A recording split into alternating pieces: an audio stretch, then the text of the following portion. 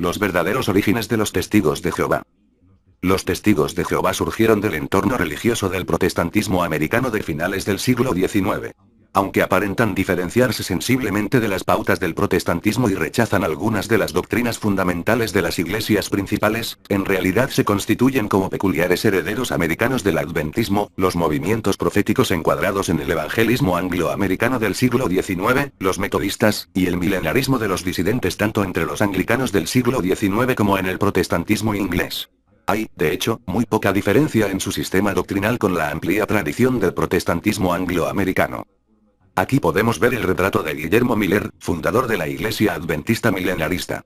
En 1818 Guillermo Miller estaba convencido que Jesús vendría en forma visible en 1843, pues él decía que la purificación del templo de Daniel 8:14 sería después de pasados los 2300 días. Usando la idea de un año por cada día, Miller dijo que la purificación del santuario, templo de Jerusalén, representaba la purificación de la tierra por fuego en la segunda venida de Cristo. Para Miller y otros usuarios de este principio, un día en la profecía debería ser leída como un período de un año de 365 días. Además, Miller estaba convencido que el período de 2300 días había comenzado en 457 a.C. con el decreto para reconstruir Jerusalén de Artajerjes I de Persia. Cálculos simples revelaron que este período terminaba en el año 1843 y por lo tanto, en esa fecha, ocurriría el regreso de Cristo. En 1823, un señor de nombre John Achilles Brown fue primero en explicar lo que consideraba como la clave para la duración de dichos tiempos. Lo hizo en un libro llamado Eventide, publicado en Londres en 1823. Brown exponía que el reino teocrático típico de Judá había caído en poder de los gentiles en el año 604 a.C. En el cálculo de los 7 tiempos Brown los consideraba como 7 años proféticos de 360 días cada uno. Utilizando la fórmula de un año por día, simplemente multiplicando 360 por 7 días obtuvo un período de 2520 años. Por último, contando 2520 años a partir de 604 a.C. Le llevó hasta 1917, año que designó como la fecha en la que habían de concluir aquellos tiempos de los gentiles y de las naciones según la visión de Daniel.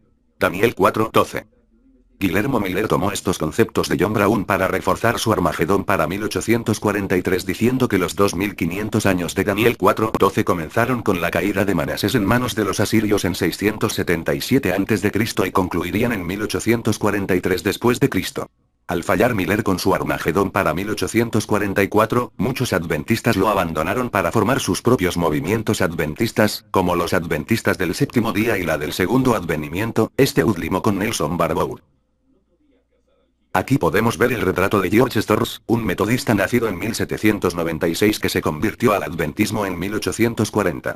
En 1842 Storrs llegó, además, a envolverse en el movimiento que lideraba William Miller convencido de que la segunda venida de Cristo había de tener lugar en algún momento entre marzo de 1843 y marzo de 1844 según predicaba Guillermo Miller.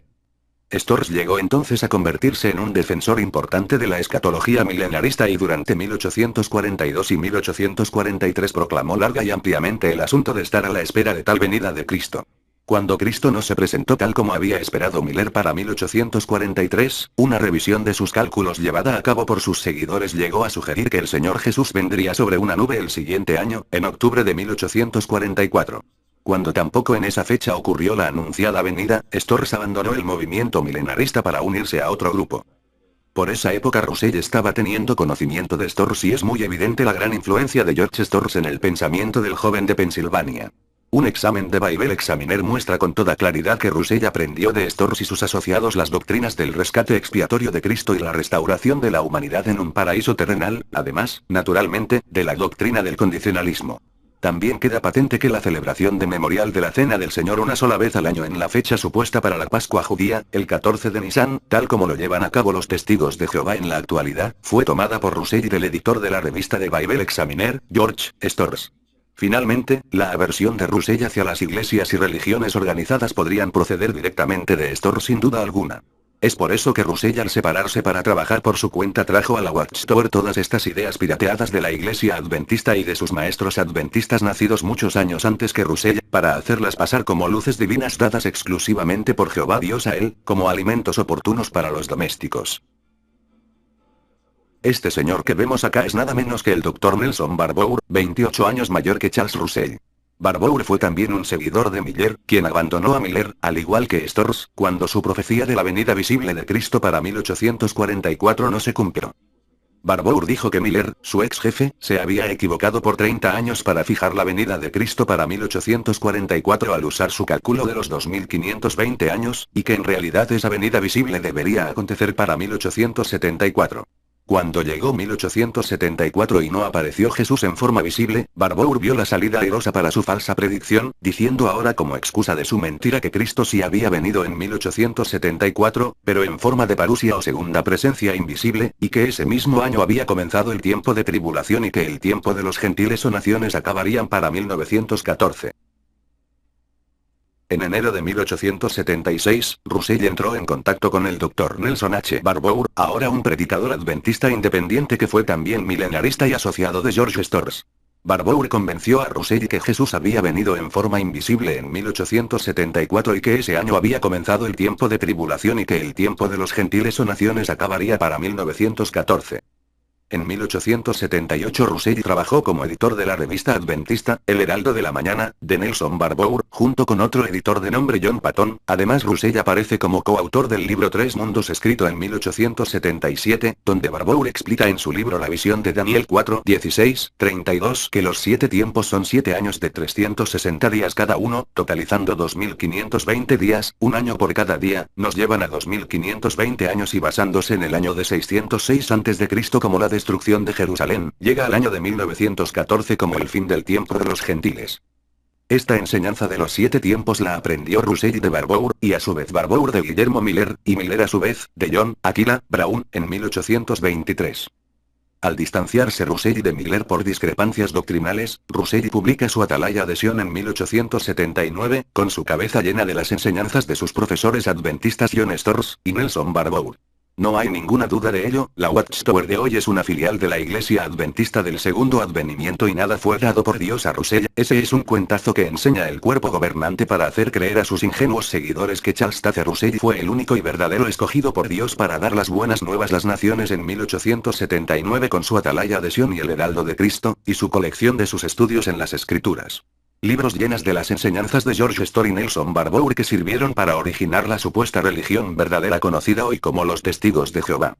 La Watchtower debería llamarse hoy, más bien, Iglesia Adventista del Tercer Advenimiento porque como Jesús ya vino en 1914 con su parusia o segunda venida invisible, están esperando aún hoy su tercera venida como ladrón en la noche, cuya fecha nadie lo sabe, ni el Hijo, ni los ángeles del cielo, sino solo Jehová. No me sorprendería ahora que la Watchtower si lo supiera, y esa fecha es nada menos para el año 2034. Aquí tenemos en pantalla la Atalaya del 1 de enero de 1975 página 26 que dice lo siguiente. Sin embargo, en la década que empezó en 1870 un grupo pequeño de hombres no afiliados con las sectas de la cristiandad empezaron a estudiar la Biblia en Pittsburgh, Allegheny, Pensilvania. Entre ellos estaba Charles Taze Russell. Aprendieron que Cristo regresaría como espíritu y que con esto principiaría una presencia visible hecha manifiesta por evidencias visibles. Esos estudiantes de la Biblia asociaron los tiempos de los gentiles que mencionó Jesús con los 7 tiempos que se mencionan en Daniel. Lucas 21-24, versión Rey Jaime. Daniel 4-16, 23, 25, 32. Entendieron que esos 7 tiempos de dominación de la tierra por los gentiles empezaron a fines del séptimo siglo antes de la era común, y que transcurrirían durante 2520 años. En armonía con ello, Charles Taze Russell, de 24 años de edad, contribuyó un artículo al Bible Examiner de octubre de 1876, en el cual escribió: los 7 tiempos terminarán en 1914 a. Cabe resaltar, señores testigos de Jehová y público en general, en vista que esta revista no lo está mencionando, que el editor principal de esta revista titulada The Bible Examiner, su editor era el ex adventista milenarista, George Storrs, y que ahora se había convertido en un adventista independiente, en el cual Russell escribió: los 7 tiempos terminarán en 1914 a. Como podemos apreciar, estimado testigos de Jehová y público en general, es que en esta revista la sociedad Watchtower cuenta su propia historia distorsionada de los orígenes de la Watchtower con Russell, afirmando que el entendimiento de los 7 tiempos que se mencionan de Daniel y que significaban 2520 años salió de ese pequeño grupo de hombres no afiliados a las sectas de la cristiandad que se reunieron para estudiar la Biblia con Russell. En todo caso, si bien no estarían afiliados físicamente con esas sectas de la cristiandad, sí lo estaban mentalmente con las ideas de las sectas adventistas del siglo XIX. Aquí hay una mentira grande, pues a inicios de la década de 1870 Russell apenas contaba con 18 años de edad y a finales de esa década de 1870, Russell apenas llegaba a los 27 años de edad.